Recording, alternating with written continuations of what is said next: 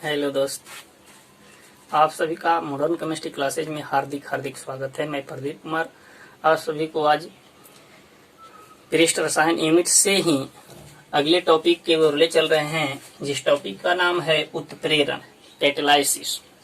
उत्प्रेरण के बारे में जानेंगे आप लोग कि उत्प्रेरण है क्या। तो सबसे पहले तो आपको उत्प्रेरक के बारे में जानना होगा। कैटालाइट क्या होती है, उत्प्रेरक क्या है। इसकी खोजकर्ता इस शब्द उत्प्रेरण तथा उत्प्रेरक शब्द की खोजकर्ता बर्जीलियस नामक वैज्ञानिक थे, जिन्होंने 1836 ईस्वी में किया था। कब किया था? 1836 ईस्वी में किया था।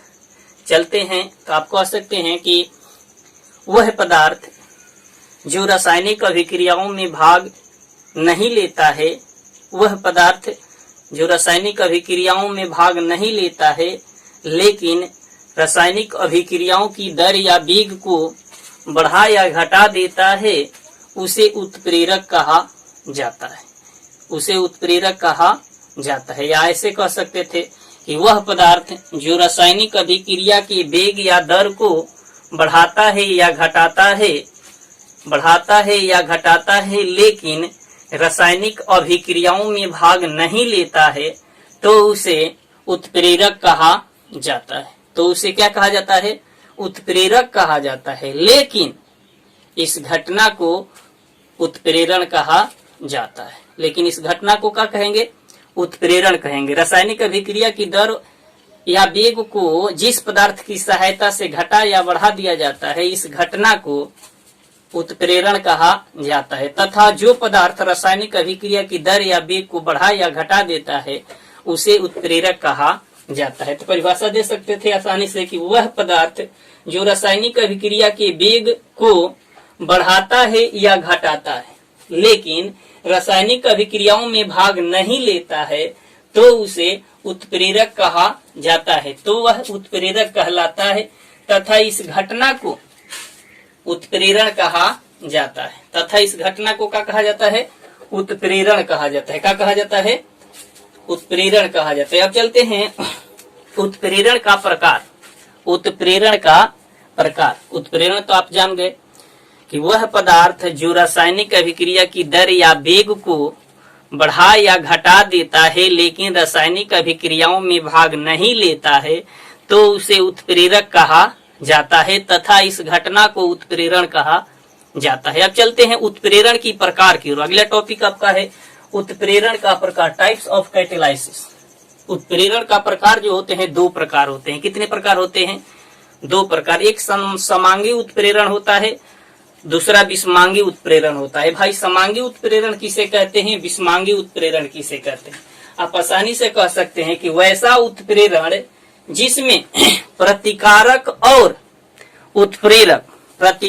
और उत्प्रेरक दोनों की भौतिक अवस्था समान हो, तो उसे समांगी उत्प्रेरण कहा जाता है। तो उसे क्या कहा जाता है? समांगी उत्प्रेरण। आप आसानी से कह सकते हैं कि वैसा उत्प्रेरण जिसमें प्रतिकारक और उत्प्रेरक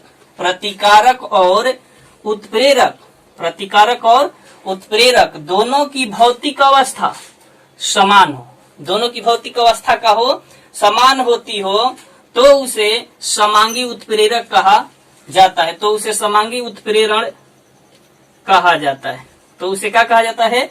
समांगी उत्प्रेरण कहा जाता है। जैसे में एग्जांपल ले सकते थे आप कि जैसे सल्फर डाइऑक्साइड की अभिक्रिया हम किसे करा दे? ऑक्सीजन से।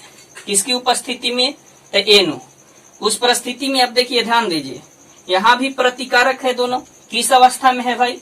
गैसीय अवस्था में। किस अवस्था में है? इसका उत्प्रेरक भी किस अवस्था में है? गैसीय अवस्था में। किस अवस्था में है? तो आप परिभाषा से ध्यान दीजिए आप लोग कि वैसा उत्प्रेरण जिसमें प्रतिकारक और उत्प्रेरक दोनों की भौतिक अवस्था समान हो, तो उसे समांगी उत्प्रेरण कहा जाता है। तो उसे क्या कहा जाता है? समांगी उत्प्रेरण। दूसरा पॉइंट जो होता है विषमांगी उत्प्रेरण होता है। कौन सा होता है? विषमांगी उत्प्रेरण।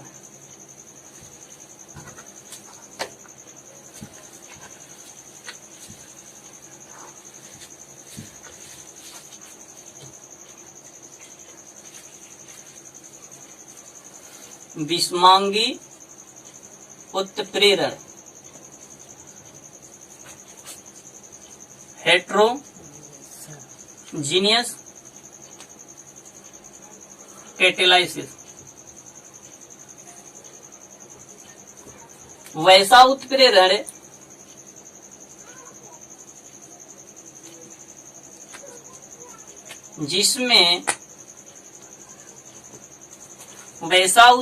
जिसमें प्रतिकारक और उत्प्रेरक दोनों की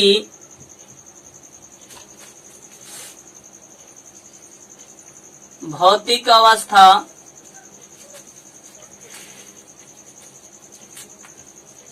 भिन्न भिन्न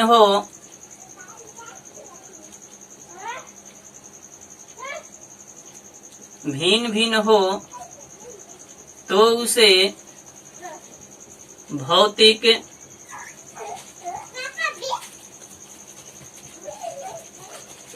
उत्प्रेरण कहते हैं। कौन सा उत्प्रेरण कहते हैं? भौतिक उत्प्रेरण कहते हैं। जैसे एग्जाम्पल के तौर पर ले सकते थे हैबर विधि द्वारा अमोनिया का उत्पादन। हैबर विधि से अमोनिया का उत्पादन। तो हैबर विधि से अमोनिया का उत्पादन करते हैं तब क्या लेते हैं भाई? तो नाइट्रोजन लेते हैं, किस अवस्था में रहता है? गैसीय अवस्था में। हाइड्रोजन लेते हैं, किस अवस्था में रहता है? गैसीय अवस्था में। उत्प्रेरक के रूप में लेते हैं का आप लोहा, ये किस अवस्था में रहता है? तो सॉलिड।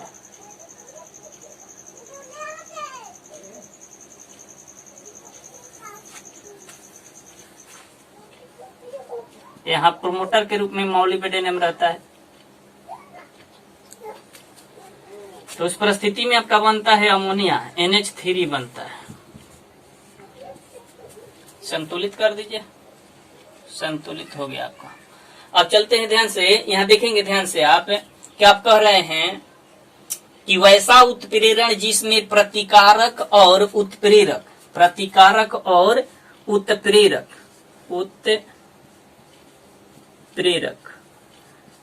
प्रतिकारक और उत्प्रेरक दोनों भिन्न भिन्न भौतिक अवस्थाओं में पाए जाए तो उसे विषमांगी उत्प्रेरण कहा जाता है। देखेंगे यहाँ प्रतिकारक जो है किस अवस्था में है? गैस की अवस्था में है। उत्प्रेरक किस अवस्था में है? ठोस की अवस्था में है। किस अवस्था में है? ठोस की अवस्था में है।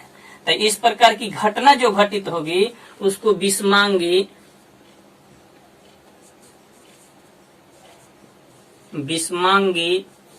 उत्प्रेरण कहेंगे। कैसा उत्प्रेरण कहेंगे? विषमांगी उत्प्रेरण। बना लीजिए, अगर स्क्रीनशॉट लेना चाहते हैं तो ले सकते हैं। अगर चैनल को सब्सक्राइब ना किए हैं तो चैनल को सब्सक्राइब कर लेंगे, बेल आइकन का घंटी अवश्य दबाएंगे ताकि कोई भी नई वीडियो बनाए आपके पास आसानी से पहुंच सके।